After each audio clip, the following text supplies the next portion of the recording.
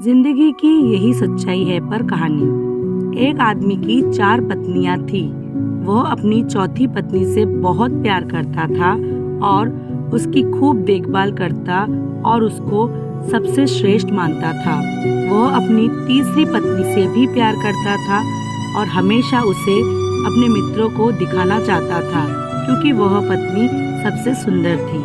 हालांकि उसे डर था कि वह कभी भी किसी दूसरे आदमी के साथ भाग सकती है। वह अपनी दूसरी पत्नी से भी प्यार करता था। जब भी उसे कोई परेशानी आती तो वह अपने दूसरी पत्नी के पास जाता और वह उसकी समस्या सुलझा देती क्योंकि वह बहुत समझदार थी। अब उसकी पहली पत्नी की तो वह आदमी अपनी पहली पत्नी से प्यार बिल्कुल नहीं करता था, जबकि उसकी पहली पत्नी उससे बहुत ज़्यादा प्यार करती थी और उसके पति की खूब देखभाल करती थी। एक दिन वह आदमी बहुत बीमार पड़ गया और जानता था कि जल्द ही वह मर जाएगा।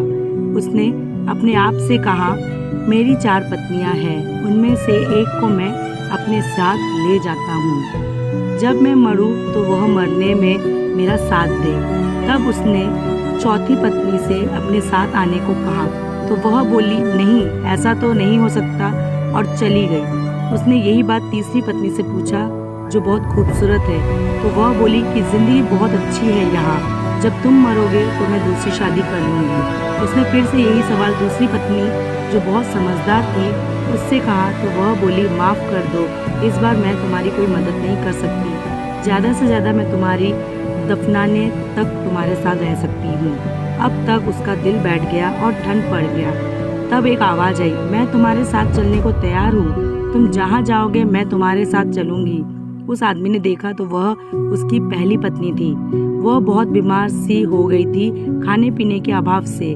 वो आदमी पश्चाताप के आंसू के साथ बोला, मुझे तुम्हारी अच्छी देखभाल करनी चाहिए थी और मैं कर सकता था। दरअसल हम सब की 4 पत्नियां हैं जीवन में। चौथी पत्नी हमारा अंग है। हम चाहे जितना सजा ले संवार ले, पर जब हम मरेंगे तो यह हमारा साथ छोड़ देगी। तीसरी पत्नी हमारी जमा पूंजी, पैसा, रुतबा। जब हम मरेंगे तो यह दूसरे के पास चली जाएगी। अब दूसरी पत्नी है हमारे दोस्त व रिश्तेदार, चाहे वह कितने भी करीबी क्यों ना हो।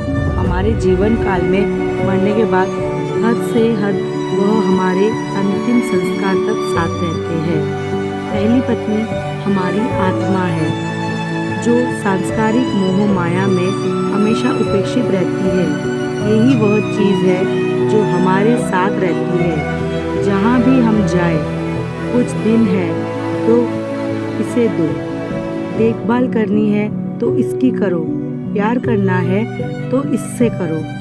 मिली थी जिंदगी किसी के काम आने के लिए, पर वक्त बीत रहा है कागज के टुकड़े कमाने के लिए। क्या करोगे इतना पैसा कमाकर? न कफन में जेब है, न कब्र में अलमारी, और यह मौत के फरिश्ते तो रिश्वत भी नहीं लेते। धन्यवाद दोस्तों, उम्मीद आपको